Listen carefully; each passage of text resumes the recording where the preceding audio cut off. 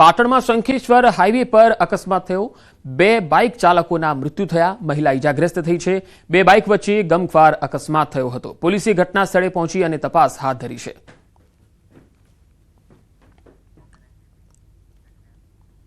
પાટણ સરહદ પર બીએસએફને મોટી સફળતા મળી। સહોવાલા ગામ નજીકથી આરડીએક્સનો જથ્થો મળી આવ્યો। 4.5 કિલો આરડીએક્સ મળી આવ્યો।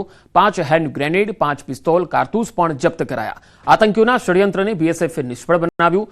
આસપાસના વિસ્તારોમાં સર્ચ ઓપરેશન ચાલી રહ્યું છે। જમ્મુ કાશ્મીરના પહલગામમાં 3 ગુજરાતીઓ સહિત 27 લોકોએ જીવ ગુમાવ્યા હતા। અનેક લોકો ઘાયલ થયા છે। ત્યારે ભાવનગરના જ વિનુભાઈ ડાબી, જે મોરારી બાપુની સપ્તાહમાં ગયા હતા, તેને પણ 2 ગોળીઓ વાગી અને ઘાયલ થયા હતા। એક ગોળી ખભાના ભાગે અને એક હાથમાં વાગી। તેમને ગોળી વાગતા શ્રીનગર ખાતે હોસ્પિટલમાં સારવાર માટે ખસેડાયા। તેમની સારવાર બાદ હોસ્પિટલમાંથી રજા આપતા ભાવનગર પહોંચ્યા। સાંસદ નીમુબેન બાંભણિયા, ધારાસભ્ય જીતુ વાઘાણી તેમજ સિજલ પંડ્યા સહિતના લોકો તેમના ખબર અંતર પૂછવા ઘરે પહોંચ્યા હતા। ઇજાગ્રસ્ત વિનુભાઈએ આપવીતી જણાવતા કહ્યું કે ત્યાં ચારે બાજુથી ગોળીઓના અવાજ આવતા હતા। હું પત્નીને શોધતો હતો અને અચાનક ગોળી વાગી। વિનુભાઈએ ત્યાં આંખો દેખી ઘટના વર્ણવી। બહુ હાલો મળે એટલે મને ખ્યાલ આવી ગયો કાંઈક વાગી ગયું છે, પણ વાગ્યું તો ખરેખર ગોળી વાગી ગયેલી હતી। એટલે પછી મેં તો બાવડું પકડી નીચો લાવ્યો। પછી મિલિટરીના ચાબો હતા, આર્મીના વાળા, મિલિટરીવાળા, એને મને બાવડું થોબીને દવાખાના લઈ ગયા અંદર। એને દવાખાનું હોય ને અંદર, ત્યાંથી પછી 108માં મને નાખીને લઈ ગયા। વિનોદભાઈ ડાબી, એમને 2 ગોળી એના શરીરમાંથી, એક હાથ અને એક પીઠના ભાગમાંથી પસાર થઈ। રાજ્ય સરકાર ભૂપેન્દ્રભાઈ અને કેન્દ્ર સરકાર નરેન્દ્રભાઈના સંવેદનાસભર પ્રયાસોથી હેમખેમ ઘરે પહોંચ્યા। હોસ્પિટલમાં પણ એમની સારવાર થઈ। માનનીય અમિતભાઈ શાહ પણ એમને રૂબરૂ વિનોદભાઈને પણ જોવા ગયેલા।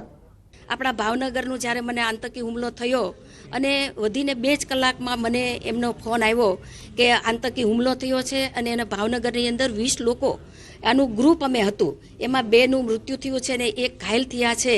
એટલે તરત જ સતત એમના સંપર્કમાં હું હતી, એમને કોઈ પણ અગવડ ન પડે। પહલગામ આતંકી હુમલા બાદ ઠેર ઠેર રોષ વ્યાપ્યો।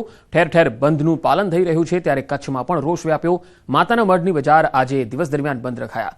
વેપાર ધંધા બંધ રાખી મૃત્યુ પામેલા લોકોને શ્રદ્ધાંજલિ આપવામાં આવી હતી।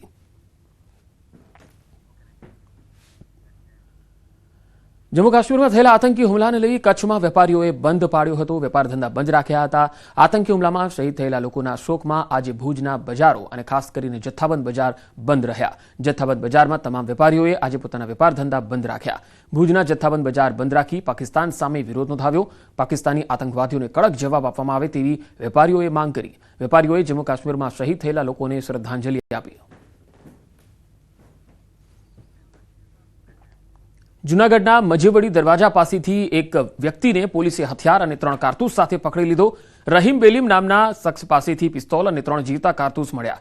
ઝડપાયેલ રહીમે હથિયાર આર્મીમાં ફરજ બજાવતા રિટાયર્ડ મિત્રના હોવાનું પોલીસ સમક્ષ જણાવતા પોલીસે નિવૃત્ત આર્મીમેન શૈલેષ કાબાની પણ ધરપકડ કરી। પોલીસ તપાસમાં લાયસન્સ રિન્યુ ન થયેલ હોવાનું ખુલ્યું છે। બંને સામે ગુનો નોંધી પોલીસે તપાસ હાથ ધરી।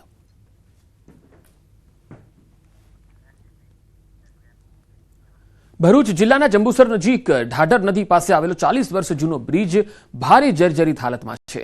છેલ્લા અનેક વર્ષોથી સમારકામ વગર ઉપયોગમાં રહેલો આ બ્રિજ હવે જનજીવન માટે જોખમરૂપ બની ગયો છે। છતાં રોજબરોજના વાહન ચાલકો અને ગ્રામજનો જીવના જોખમે પસાર થવા મજબૂર છે।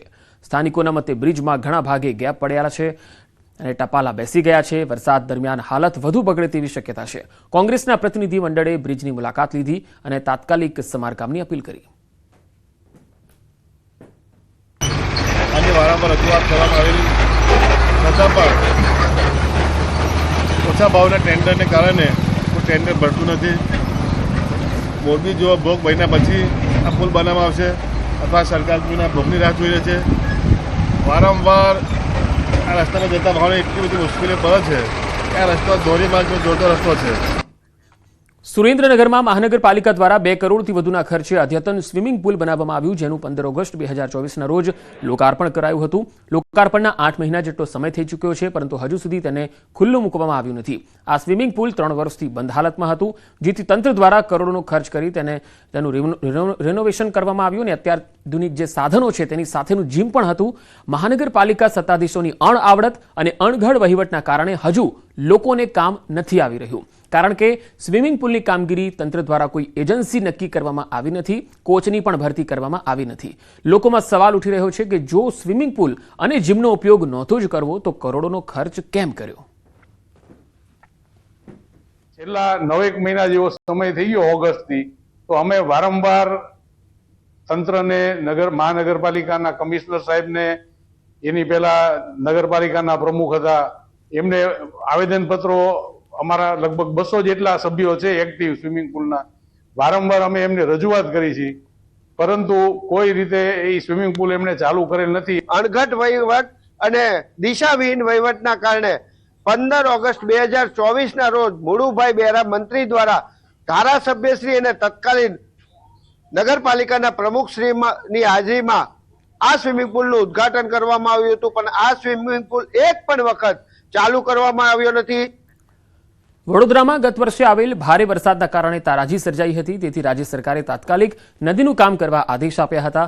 વિશ્વામિત્રી નદીને ઊંડી અને પહોળી કરવાની કામગીરી તાત્કાલિક શરૂ કરવામાં આવી, ત્યારે ગૃહ રાજ્યમંત્રી હર્ષ સંઘવી કામગીરીનું નિરીક્ષણ કરવા પહોંચ્યા હતા.